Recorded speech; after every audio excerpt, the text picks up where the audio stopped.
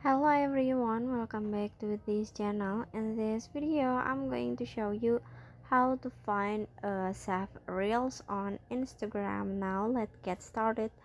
First, open your Instagram apps, and after this, if you wanna find your save reel at your Instagram account, so it's so pretty simple. So you just click on the profile icon at the bottom, and after this, in here you just click on the three lights icon, and now you can click on the save, this one, click on it.